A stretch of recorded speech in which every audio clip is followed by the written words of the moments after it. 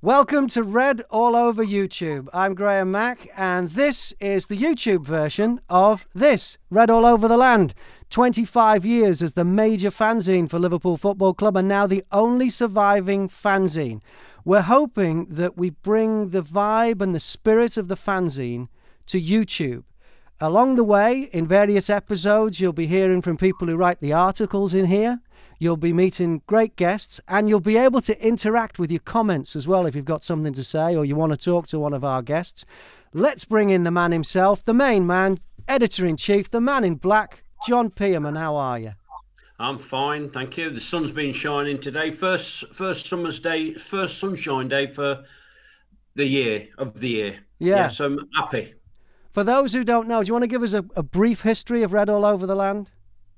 Yeah, Red All Over the Land started life back in November 1995. I thought it might have a little bit of a career. It went onwards from there, and back in November we actually reached this issue, the 25th anniversary issue. So, can you see that? Yeah. Yep. Move it to your left. And up a bit. There you go. So that was it. The 25th anniversary issue. Yeah. And we've now done 271 issues. And I can remember having a bit of a celebration when we reached 50. Then I thought, well, we've got to 100. Let's see if we get to 150, then 200. Now 200. Now I don't know where we're going to go. Somebody else might dictate that. But things have changed recently, John, because you used to sell most of the Red All Over the Lands at the match, but we haven't been able to go to the match. So what have you been doing? Well, at the very start of the lockdown, we funnily enough, when we played Atletico Madrid, we brought a new issue out, and we took them to the game. Of course, we sold quite well, and I thought, well, we've got a couple of games to go, and we're going to be playing Crystal Palace, which could determine the league title. Well, would have done if as things worked out. And I thought, well, we'll sell bucket loads. You know, it'd be a great occasion. Fortunately, I put them in the litter bin. We couldn't, but what we did is we tried to sell them on as an online idea where, if whatever we sold, we'd start doing something for, at that time, it was the fan supporting food banks. And the idea grew. We sold quite well. And as people subscribed, we donated more money. And from April to December, we raised over £1,000 for the food banks. So that was good. And then somebody mentioned to me, what about the florry? And I saw it on the TV. I spoke with Tim and thought, yeah, let's give that a go, see where we go with that. Anyway, so far, we've not done too badly. We've handed over £750 to them. And hopefully this is just the start of something, a long-term relationship, shall we say, with them. And we're going to be talking to Tim from the Florry in a little bit. I should say hi to Steve Wilson, who's already messaged in. He says, great to see this. Looking good, John. You're looking good. From Steve thank Wilson. You. All right. Should we bring in our special... Must have a strange picture. Should we bring in our first special guest, John? Yeah. Okay, let's bring him in. His face should be familiar to everybody. Hello, Jürgen. Hi, so the boys and girls. It's very good to see you all. Before we start, I just want to say a big thank you to John at the fanzine Red All Over the Land. You've done a fantastic job for the last 25, 30 years, you know. I'm a big fan. You always say such nice things about me and the boys and everyone. So thank you so much. And your charity work is so good. So let's... a big cheers to John. Well done. Thank you very much, Jürgen. Thank you. Now, we should talk about the elephant in the room. At the moment, there's a lot of talk about, well, you've been linked with the national squad, the German squad. What's the truth there? What's going on? Well, this is not true at all, you know, because I'm a man of honor. I keep my contracts, yeah. I said I'm going to come to Liverpool. We have the ups, we have the downs. We have the ups, we have the downs. And we're going to have a lot more ups. But I'm a man of my word, but I hear you've been a very naughty boy in the past. You're the leads, and you're a bit of a quitter, and you have all these different jobs, and you don't keep to your contracts. I think someone tells me you take pride in pulling out very quickly. Contracts. As the contracts. Pulling out of the contracts. So I'm a man of my words. I'm going to stay in Liverpool. So to all the fans, don't worry. Nicht problem, yeah? So Graham, that's good, yeah? Okay, thank you, Jürgen. Thanks for clearing that up. And how's lockdown affected you? Oh my God. The lockdown, it's been terrible. I miss the fans. I miss I miss all the fun and all the people. And it's so boring sometimes. But the biggest problem is the gegenpressing. When you get the ball, there's been a lot of gegen, but no pressing. We can't get close together. And the boys, apart from in the showers and the baths afterwards, we have a lot of crosses there. We are in the south with a rub-a-dub-dub, 11 men in a tub. You know what those men do in the tub, yeah? They have such a good time together. Yes. Sometimes I have to drag them out. They're having too much fun, yeah? I think we need to order more soap. More soap. Okay, that's Patsy, your handler. Thanks for looking after Jürgen for us there, Patsy. Fraulein. Okay. Fraulein. Oh, Patsy, yeah? Okay. Hi to Ian Tilley, who's checked in. Thanks, he's enjoying the show so far. Last question from me then, Jürgen. How is the hair transplant holding up, and how are the teeth? Well, the teeth is good, yeah? Yes. Because I loved Roberto Flamingo, Flamingo, no? Flamingo. So, because I was so jealous of him, because his teeth are all grey, yeah? Yeah. So I had they cost a fortune, but I had some look.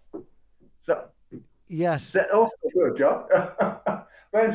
When you have teeth like this, you will never walk alone, especially in the dark. It's like a bright smile, yeah? I never had any problems in the dark with these teeth, They're wunderbar, yeah? Do you have some questions for Jürgen, John?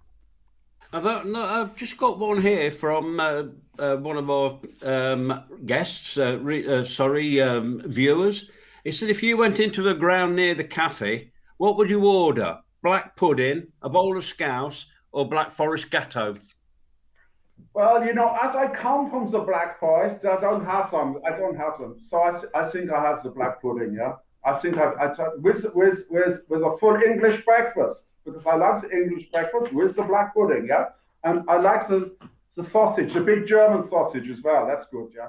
English sausage and German sausage. I'm not sure which is the best. What do you think, John? Sorry? What do you think is best? English sausage or the German sausage? If I went in, I think if I went to Germany, I would have the German sausages. We did when we were last in Germany. We had German sausages, every day. Yeah, the hat. They're big like that, aren't they? The big long ones, and they got the big round ones. Yeah, that's like right. That. Yeah. Filled the plate. Sausages, yeah. Okay. Okay. I should mention, in case anybody's confused, the Jürgen we're talking to is Cheeky Jürgen. How are you, Cheeky Jürgen? I'm not sure who you're talking to. This is the doppelganger, yeah?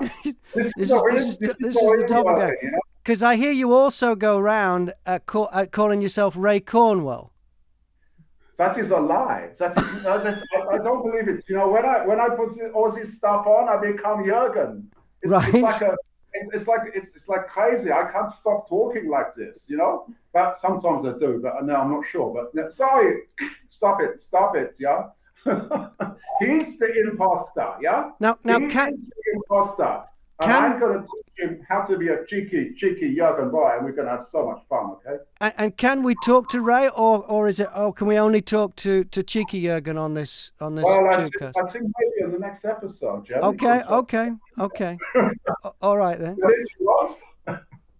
John, would you like to bring in our next guest, and we'll keep Jürgen there as well to keep this going, yeah?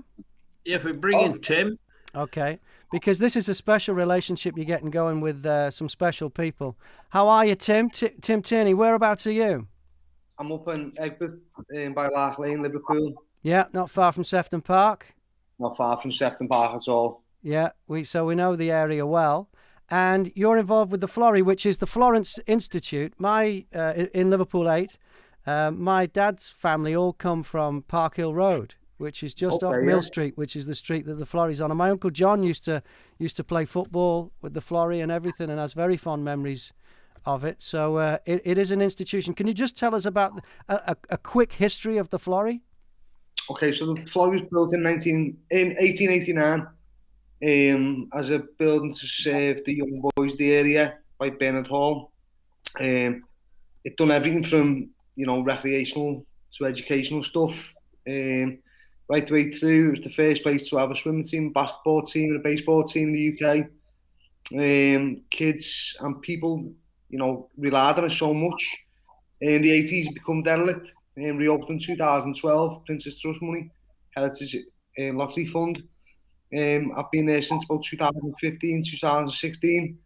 And the team's growing and kind of we're back to serving the community as much as we can, from kind of, doing activities such as guitar classes to dyslexia support, autism support, 40 hours a week of free activity, to actually being a place now we just is going around making sure the most vulnerable in our city are getting looked after.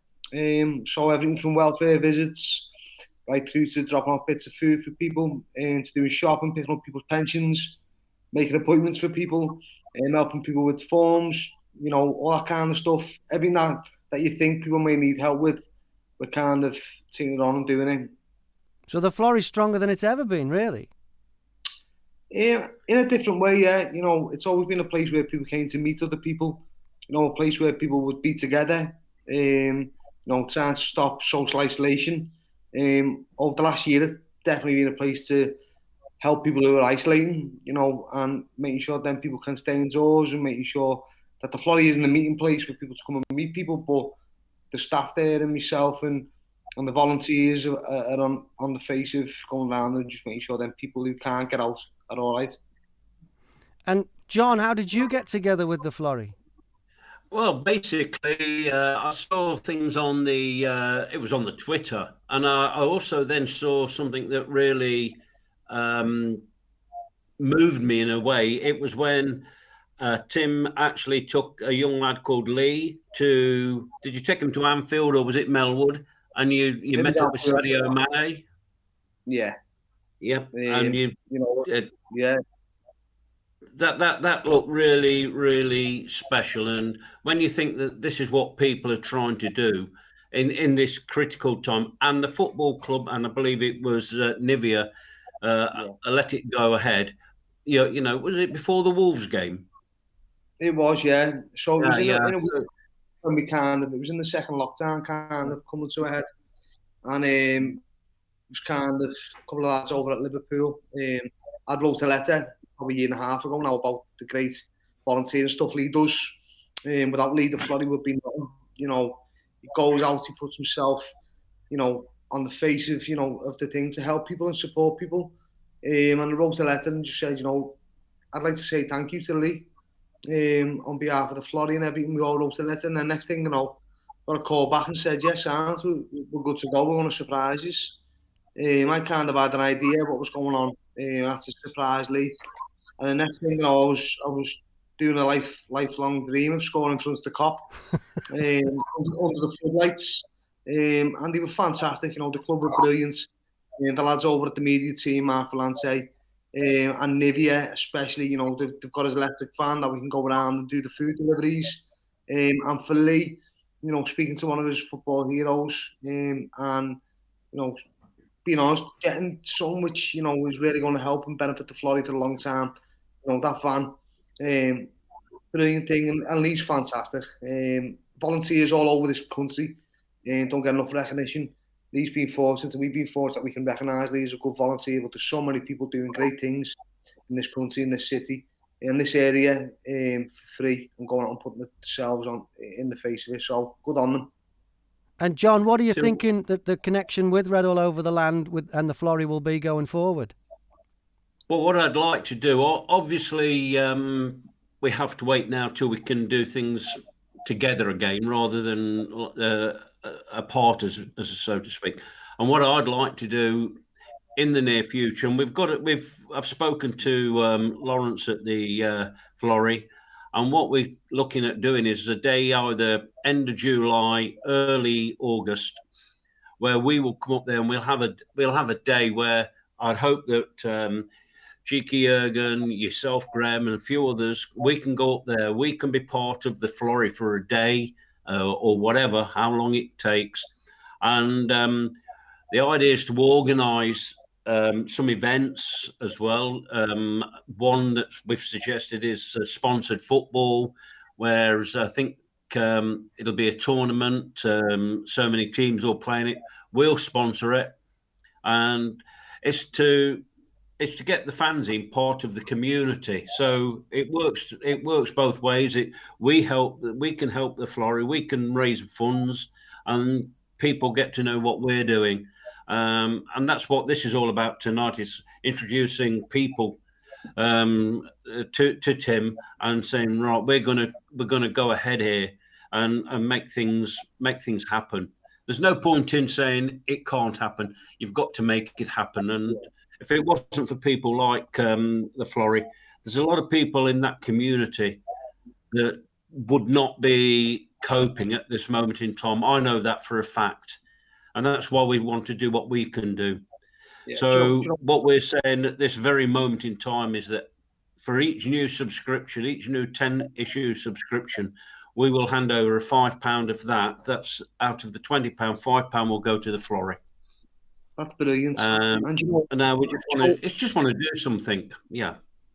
Yeah. You know, the money that you've already given over the 750 quid, the amount that's supported, and you know how many bags we can get out. You know, we're out all the time, making sure people are with food, and to be honest with you, it's the thing of, you know, a food bank kind of gives you food, and sometimes 5 out of 7, you know, items you might not like, you might not appreciate, but we're kind of doing a thing where we're making sure people are getting what they want, and it's not a begging scenario. It's a scenario where we're just supporting people and helping people through this. And when you say about the events moving forward, you know, we've lost so much money on the revenue side of things, with how many weddings have cancelled, how many events, how many conferences. You know, that's a massive amount of our income, which goes out to support these activities, what we offer for free, you know, and this food and stuff. It doesn't just fall off trees, you know, it comes from people being nice, and it also comes from events, and it comes from people having weddings, gigs, and all that kind of stuff. And now, you know, we're not the only ones, but this year's been very tough, you know, on the sense of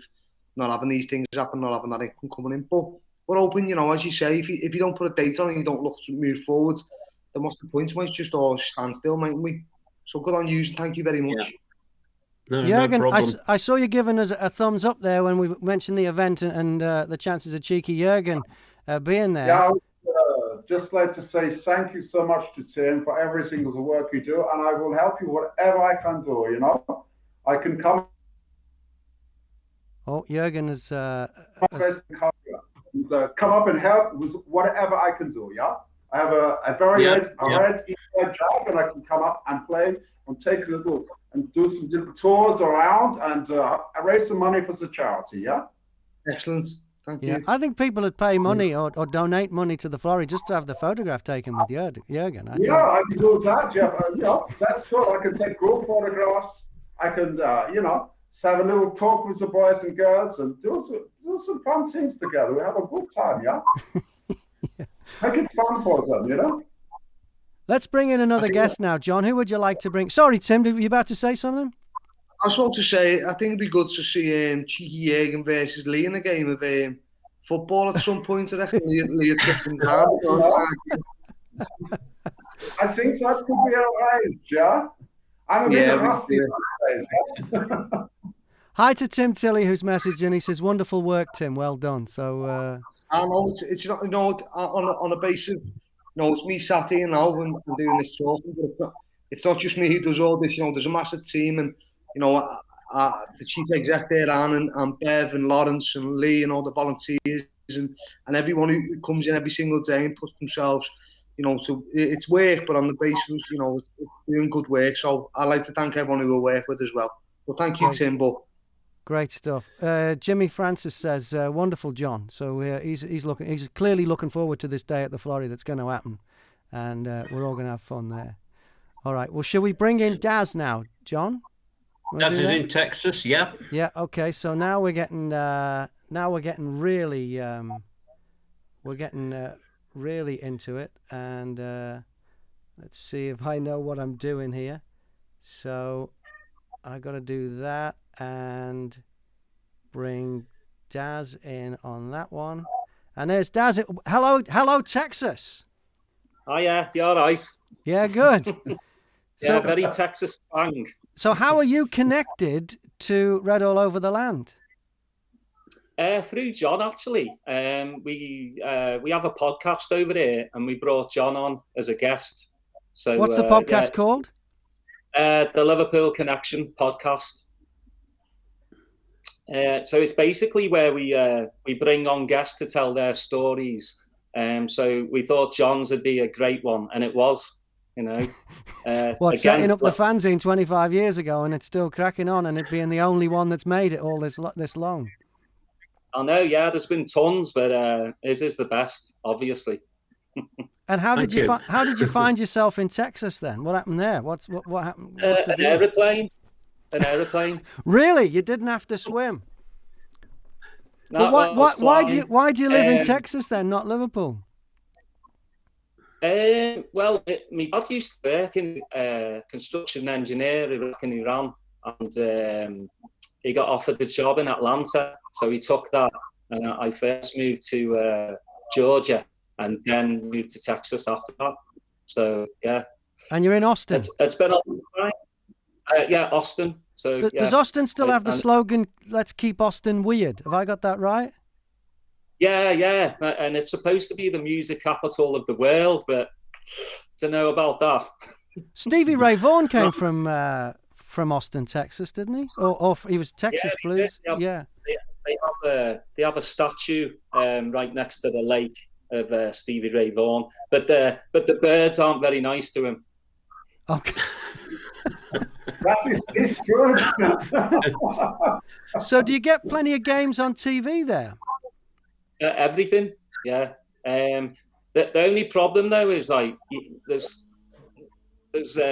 about 4 or 5 different subscriptions you have to pretty much get, you know. So it's costing an arm and a leg. If you want to watch Champions League, it's on one TV provider, Premier League on another. So yeah, you got to have a bit of money in the bank. Yeah. You know, when we complain in this country quite a lot now about the changing of kickoff times. Now you must have to start thinking, well, I've got to get up early or have a late lunch or an early dinner. I don't know. It must. I've spoken with other people who. One guy who lives in Australia, and he says, you know, his morning. If we've got certain kickoff games, could be at like 3:30 or something like that in their morning. So my niece, she lives over there, and she basically records the games and watches them later. So how do you cope? Sorry, it's usually about usually over here the early games. Probably I think it's like 6:30 in the morning. So never too early to crack open a beer. No, true. No pain, no gain, you know. There's a bit of pain with the boys recently. We're not playing so good, but we're coming back. Okay, we're coming back. Yeah. Hey, Jürgen, can I get a virtual hug? You can, meine Schmuserbär. Come with me, meine Schmuserbär. Yeah, boy.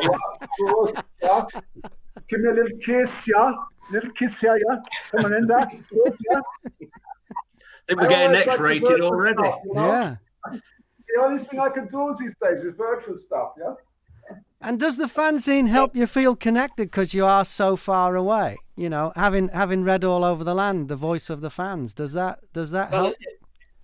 It still makes me feel like, you know, I'm a part. You know, even though I'm 3,000 miles away. It's well written, and yeah, it's because some fanzines kind of are all the same, while John's, you know, you got different writers that, you know, some about the match, some very comical, some a little bit political, you know. But it just makes me feel like I'm home. I wish I could be home to actually, get the fanzine in my hand. That's the biggest thing I miss. And is there kind of a group of Liverpool fans in Austin, Texas that you hang out with? Like, can you watch matches together? Yeah, there's an official supporters club here. My mate who I do the podcast with, he's the president of the supporters group. So there's about 1,000 people. Not all go down to the pub. 1,000, maybe about 300-400. But yeah, it's really, it's growing. Well, when Liverpool keep winning trophies, it's just going to get bigger and bigger and bigger. And then obviously you've got the World Cup coming in 26 here to the States. So yeah, that's going to be massive. So yeah, it's a great supporters group here. Like John said, I mean, they get up at 5 o'clock in the morning to be down the pub, banging on the door. Some thirsty more than others. It's great that you've got something though. If I come over and see you and have a big hug as well, yeah? I lived in New Zealand in the 80s, and there was only the FA Cup final was the only game you got live, and you got half an hour. You got like a package that ITV put together, and it might have been half an hour on it. I think it might have been an hour actually, and you'd get all the goals from all the games, but Liverpool might be if it was a 0-0 draw, there was just hardly anything on, and that was it. So to have it now, so that you can get Red All Over the Land and stay connected with the fans, and to then be able to watch the games live, it's got to be brilliant, hasn't it? Because we've been the same as you for the last year, though. We've only been watching it on telly, so we've all shared the same experience. Yeah, it's a bit weird though, obviously watching with no fans. I mean, what do you lads think? Like, John, you hate it. You can't watch it, can you, John? I absolutely can't stand watching the games with no fans. It always, I've said this before, reminds me, many years ago, I used to be involved in football on a local park. And football with no fans is a bit similar to that. The only difference is if the ball went out of play on the park, we have to run after it. Somebody throws it back here. It's just, and this fake noise. I mean, somebody told me the other week they were watching a game and they got Liverpool. I can't remember which way around it was. It was a Liverpool game and they got an Aston Villa song going, or it was a Villa game and they got a Liverpool song going. I can't remember which. And then all of a sudden you get them halfway through the first half and the crowd are singing "You'll Never Walk Alone." That's never happened. I've never heard it. It's before the game, at the end of the game, yeah, not halfway through the first half. And then, of course, you've got the pain of everybody's life, known as Martin Tyler. The only person I know that likes him, is his mother and Gary Neville. So there you go. I'm not saying why, but that's it. And his bathroom mirror. Yeah, Daz, you'd be lucky though. You wouldn't get Martin. Bathroom mirror ignores him. You don't get Martin. You get one thing. You don't get Martin Tyler. I'm guessing with the. Commentary. Oh yeah, thank God. Thank God we don't get Martin Tyler. I'd throw the telly out the window. I just can't. I cannot listen to him. Oh, were you lads listening to when they were calling Adrian Becker for half the match? Yes. Oh, yeah. Yes. I forget who the commentator was, but yeah, he was terrible. That wasn't Tyler, to be fair, but yeah. He didn't know he was in goal. just awful, isn't it? Yeah. Hey, well, thanks. What really annoyed me last year was when we played Chelsea, and Chelsea did the so-called Guard of Honour, and he said, "Oh, maybe Liverpool should be doing this because it was Chelsea beating Man City that Liverpool won the league." And I thought, well, what happened to them 29 games when we didn't lose one? Yeah, and they just love any kind of nonsense stats like that. Yeah, there you go. Okay, we've got a couple of messages. Steve Wilson says he's not sure about your Texas accent, Daz. So I'm working on it. Okay. Yeah. Christopher James Kirk says Thorpe Acre FC, of course, John. That was my team. That was the team that played on the park. Right. And Chris was the goalkeeper, and Chris took over from me in goal. There you go. Yeah, Excellent. It was better than I was. All right. Yeah. Well, Daz, you've had a hug from Jürgen, a virtual hug, and even a virtual kiss as well. Your life's complete now, and I hope you'll come back on this when we do it again. Of course, I really appreciate it. Okay, I've got to give you the bums rush now so we can get more people on. Is that okay? Yeah, take care. Okay, cheers, Daz. Thank you. I'll briefly bring back in Tim from the Florrie, just to surprise you there while you're thinking, just while you're scratching your head, because I want to say thanks to you for letting John become part of this and Red All Over the Land. He's connected me back to the Florrie again. I know I did a piece on the Florrie a few years ago when I was at Radio Merseyside, and everybody there was really nice to me. There's a lady there, and to my great shame, I forget her name, and she took me around, she showed me everything, and it was great. So I'm looking forward to getting up there. And also, as it turns out, that cheeky Jürgen actually lives not far from me. It looks like I might be giving him a lift. Maybe. Yeah. You come up in the jet. Tim, just a question. I know you're heavily involved in the local music scene. How's that going at this moment in time? If any of you or any of your colleagues want any publicity, promotion of a record, a recording, that's what we can do that as well. And I don't know, is the T Street band still going? Yeah, we're doing another album at the moment, but there's at the moment I just think, it's quite tough, innit? I'd like to think that there's a lot of young bands coming through who maybe need some support and help, and it's that thing of getting back and playing live and seeing people dancing to music and singing along and having a good time and being together is a massive thing. Whether that's, being honest, I'd go to a club and stand and watch Take That, I reckon, now if I could. It's that bad. It is. I want to be out. I want to be with people. I want to see people. But I play in a band called the T Street Band. But I was very fortunate as well. I do a lot with the Anfield Rap, and I do a lot with Boss Night as well. Boss Mag. Jamie Webster's a good mate of mine. Yeah. He's done fantastic this year. And I was very fortunate to play on that stage in Madrid. On that day before the European Cup final, which was one of the best days of my life, and I always try and give Jay a good shout because he's a good lad and he does a lot for the Florrie, a lot for other charities as well. So while there's young people like that fighting the cause for musicians in Liverpool, I think we're in a good stead.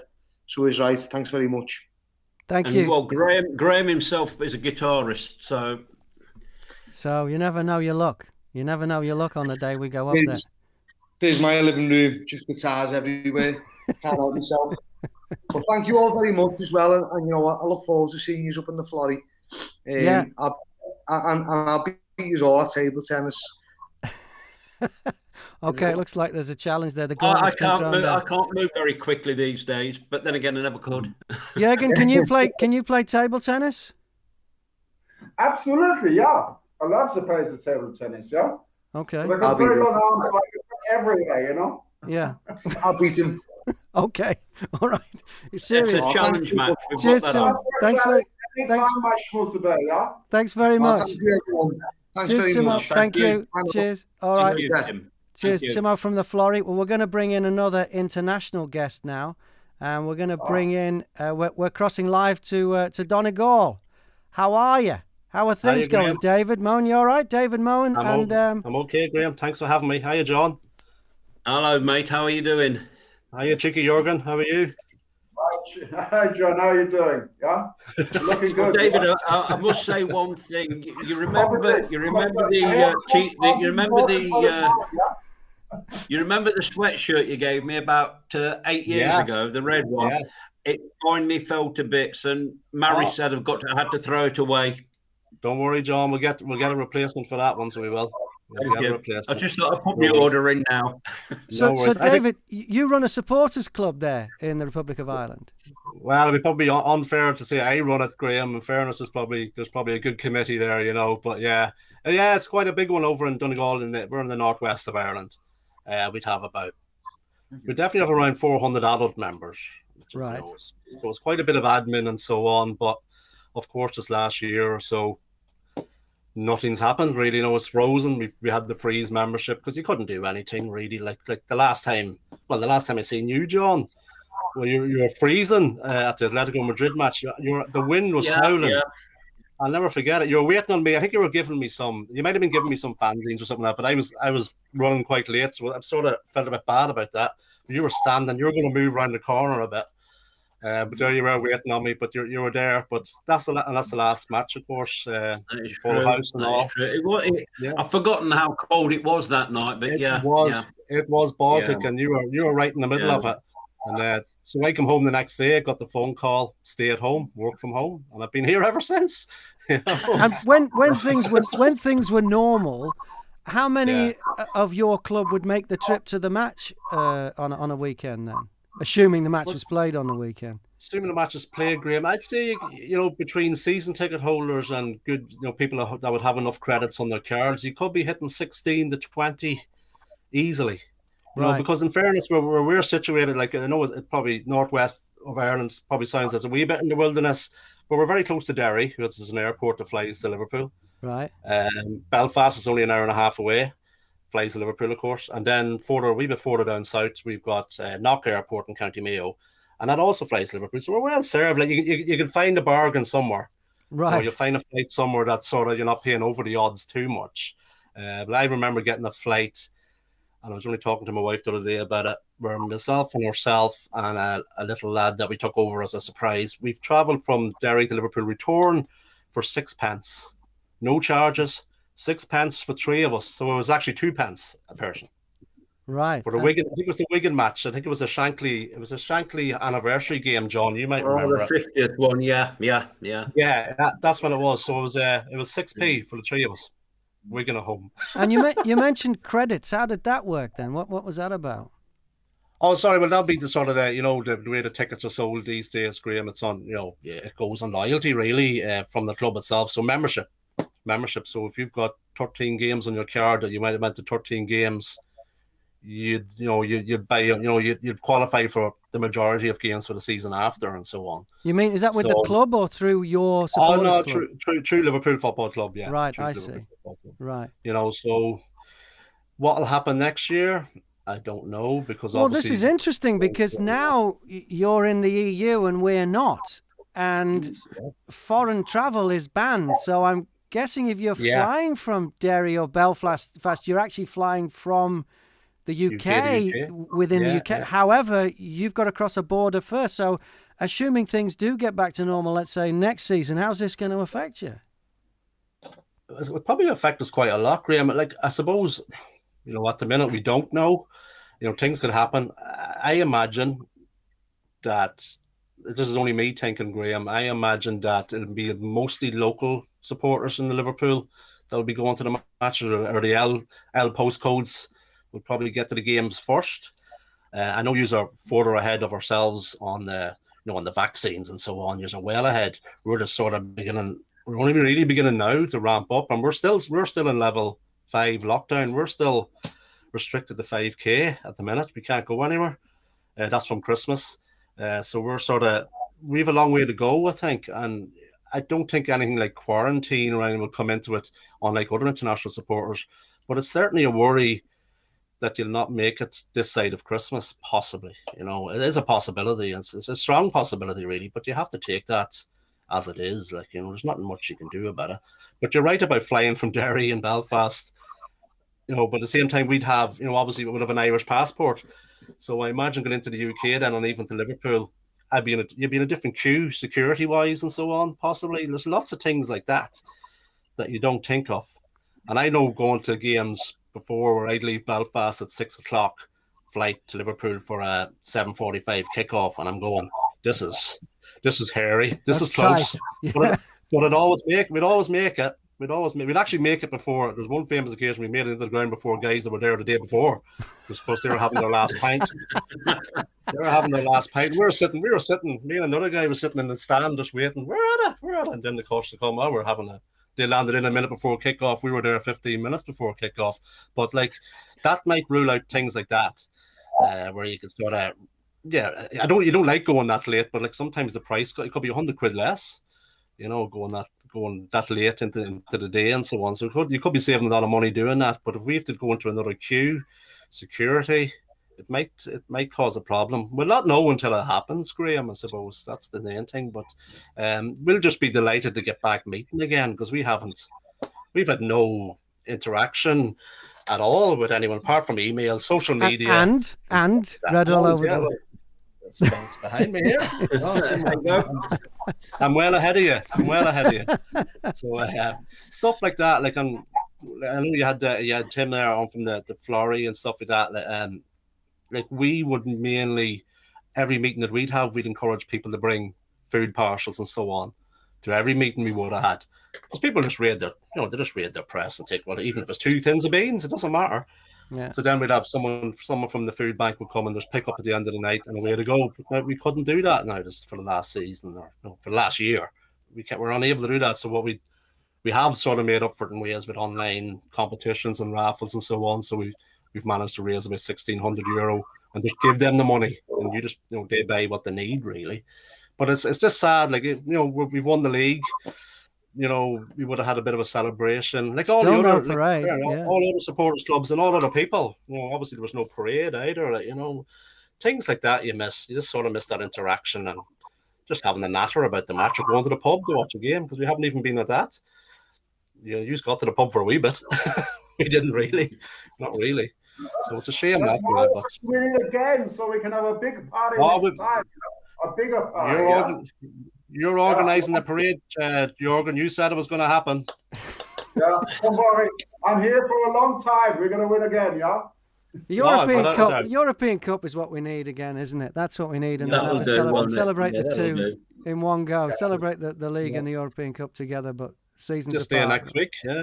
Just next week. We're on the pitch again, aren't we? Against, in the final 8. Yeah. So that'll be fun as well. Yeah. So that's the story, Graham. We're really sort of looking forward to getting back and selling John's fanzine again and spreading the word and stuff like that. And getting over to hopefully John's. When is it, John? In August? You have your Red All Over the Land Day in Liverpool. It'd be nice to get to that, but. That's the plan, yeah. Either late July or early August, yeah. I mean, the ideal thing, Graham and I talked about this. If we had a friendly, and we've got Jürgen with us to help sell the fanzine, that could cause some fun. I think security might have a bad night, but yeah. But confused, yeah. Well, they have played a few friendlies. They've played a few friendlies in Dublin this last couple of years, haven't they, really? But I don't know if they'll get back this year. But they have been there, so. That's when cheeky Jürgen will have to come over for that one, I think. Well, Darren O'Connor has just solved the lack of the parade situation. He says party at Jürgen's house. That seems like a great idea. You up for that, Jürgen? Might be one already down the road from you, Graham. A big party at my house in Bloomsbury for you all, because near the office in Torrington Place, I have a place there as well, so all the boys can come around to mine, yeah? Okay, there we are. See, we all got invited. We all saw that, didn't we? And everyone who's watching, is everyone who's watching this, Jürgen, are they invited as well? Absolutely. You give me a time and a date, I will book this thing out, yeah? Okay. Well, I think we can have a little talk about this, yeah? Oh, good stuff. Yeah. We need to organise the food. I want my favorite interviewer, Nina Nana. I think you know her, yeah? Yes, that's right, yeah. Yes. She's my schmoozer bear. She's the best one, She's very kind to me, yeah? Yeah. So, John, without going to the match, did you say this is the first time you've really, connected with David since then? Because you're like the magnet at the match. Where everyone says, "Have you seen John? Yeah, he's around. He's over by the memorial or wherever it is." You've actually recently you've always been in the same place, but you did used to move around years ago, and you used to have to go and ask the other fanzine sellers, "Where's John?" Yeah. But checking in with John is part of the match day experience for a lot of people. How's it been without that? Well, it's just like I say, everything. Let's put it this way: there's a lot of people been in a far worse situation than I have. So it's just that when you go to a game, I'm sure David will understand this. when you go to the game, it's not just about the 90 minutes football. It's about the occasion. You know, I stand there selling red all over the land, and so do the other lads.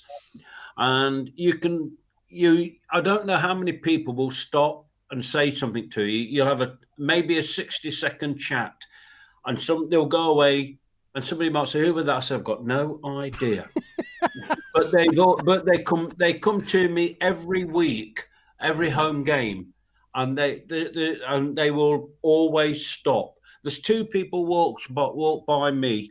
They're a lovely couple, and I'll say this as a guy and his wife. I might be wrong, but the lady is in a wheelchair. They always stop, and they've got that many badges on them. They could never walk by a magnet factory, but they always stop and they always say hello. They don't always buy the mag, but they do on a reasonably good basis. But and I don't know who they are.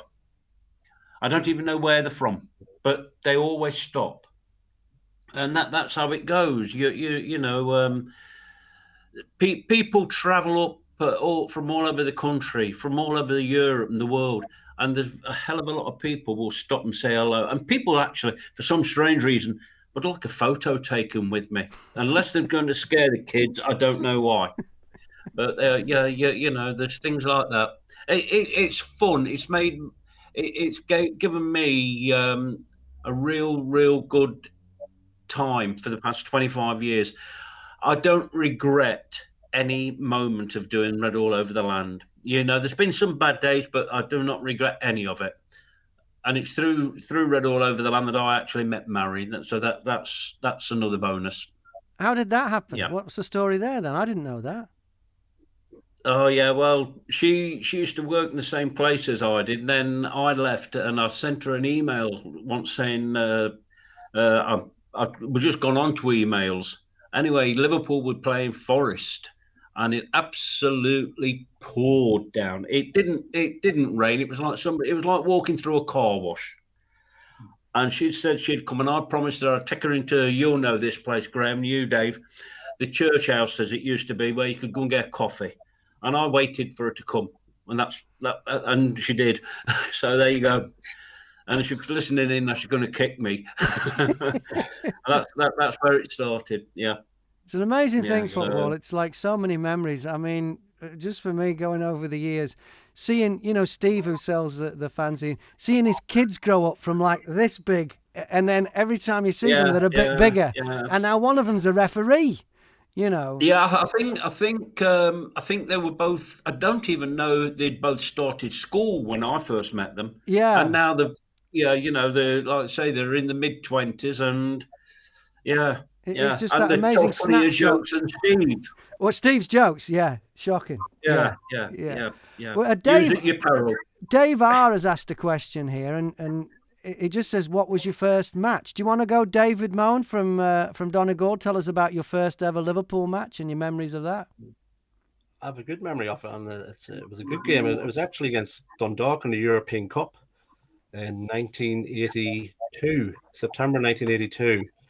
Now, I'm not originally from Donegal. I'd be a bit further down south, so I'd be from Monaghan. So Dundalk was only about 25 miles away.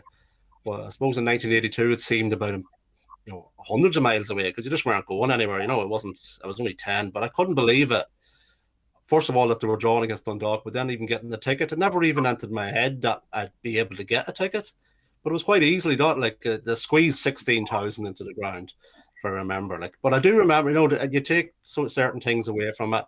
Dundalk still they have the 4 pylons, and it's still there today. They still have the 4 pylons. Yeah, it's quite an old ground, and Liverpool has visited many's a time they've visited. Actually, they've always played Dundalk in a friendly. There seemed to be a good relationship going on there, because I think that was Gerard Houlia's first game on the Cup, wasn't it, against Dundalk? It was 10-0, possibly, maybe 10-1. Yeah. That was Houlia's first game. But anyway, so Liverpool that night, all the guys were there, and Souness and Dalglish, Grobbelaar, and I still have this memory of Kenny taking a corner, and I remember saying at the time, and I was only 10, like. And I remember saying, "I'm gonna freeze this image," because I could see the perspiration coming from his mouth. I could see it was a cold night, like, and I could see it. I'm going to freeze this. And I can still see it now. Like I can still see it because Kenny is my hero. Like along with thousands of others like around that age. Yeah, like, Yeah. So like that was my first game. So the 1-4-1, I missed Dundalk's goal. Actually, it was in the last minute. Seemingly Bruce took too many steps in the area with the ball, and the referee gave a free kick. And next minute I heard this big cheer on the roll, and it was Dundalk had scored. So it was 4. I think Liverpool could have been nearly 4-0 at half time. I'm not sure, something around there. I know Ronnie Whelan scored twice, I think. But it's a great memory for. You're not going to forget that in a hurry. Not at all. No, what a special one. What about you, John? Special. It was a game in 1962. It was at Filbert Street in Leicester because I used to live in Loughborough, just up the road from Leicester. And Liverpool played there. And the thing I can remember about that was because it was all terraces then, obviously. Well, 90% of the grounds were terraces. And I can just remember all of a sudden these guys walking in and they all started chanting. And we'd never heard chanting before. And this was when they were doing the Liverpool clap, clap, clap and all the rest of it. And anyway, Leicester beat them easily 3-0. It was and Shankly said that was the worst performance of the season. And Leicester were the bogey team for a little while there, weren't they? Oh, yeah. Well, I think in the first 5 games, I never saw Liverpool win. So, yeah. But the first game I think I saw Liverpool win was the semi-final in 65. Yeah, at Villa Park. Yeah. At Villa Park, yeah. Stood on the Holt end, halfway back. I didn't run on the pitch because I couldn't even get near the pitch. To my great shame, I can't remember my first game because my dad had a season ticket in the Kemlyn Road stand, and from the age of 2, he used to lift me over the turnstile and sit me on his knee through the match. So I'm too young to. I remember being at the match and it being amazing. And I remember being about 4 years old, and there's a Wolves game I remember. And, and I remember seeing George Best get booked when we played United. And it was just, I always went to the match. But I can't actually pinpoint what the first game was when I was, shouting for Roger Hunt and co. But so I don't have that memory of a first game, which is a bit of a shame, but that's just the way it is. What about you, Jürgen? What was your first game? John was just talking about Leicester. And, yes. I went incognito. It was a few years ago. But I was at Millwall, down to South London, yeah? And so Leicester people was up on that long way, and they were chanting rather rude things. They were going, "You dirty northern something horrors," But I think they come from the middle, not the north. They are so stupid, those Millwalls, But, it was such fun. They were so rude to them. But the paradox was, only 2 years later, they won the league, Incredible. That's a true story, I tell you. I like to go to Millwall because it's fun. You can always get a ticket, No problem. Liverpool is always so difficult. Unless you're management like me, you have to feel sorry for the fans because they always have problems getting the tickets, yeah? So, when things get back to normal and people like David are having trouble getting tickets, can we take you to the ticket office to make sure that they give you a ticket? Yes, we can. I think the word is blaggets, yeah? Yes. The blaggets we get. I like blagging. I think we can do that one day and see how far we get, yeah? Yeah. Fireball for sure. Yeah, exactly. Well, I think we're full one, yeah? Yeah? We're full one, yeah? Yeah. Well, it's getting pretty close to an hour that we've been chatting now, so we should wrap this up. John, is there anything you want to say about the fanzine? Obviously, people should remember that if you're watching this and you used to buy the fanzine at the match, you can now subscribe and you can get it online. And the subscriptions have gone up, haven't they, John? And it's a good way because you've not got your match day thing where you talk to people about the game and different games. It's all in here in the articles. And, of course, you can write an article, send it to John. I think subscriptions have not far off doubled in the lockdown period. But we're hoping we've got other things now. We've got this. We're hoping that this is the first of many. We're doing the retro page flip, which is something different. But this fanzine is, for as long as I can keep it going, I'll keep it going. You don't know what the future holds. You know, none of us do. But I am determined to be at Anfield and wear that white suit because we should say John has been wearing black because he's the Johnny Cash of Liverpool. He's the man in black. And just the reason for wearing the black, John? Well, somebody said to me, "You look like a vicar," and I said, "What?" I said, "Well, what are you wearing?" I said, "Well, I think this was 1997." And it was after we'd played and lost to Coventry. And I said, I'll start wearing white. I'll start wearing something different when Liverpool win the league. In fact, I'll wear a white suit. I thought I'd buy one within a couple of years. It's now, it's moved on a bit, hasn't it? And it won't be a John Travolta suit. It might be a John Lennon. Okay. Or Randall and Hopkirk.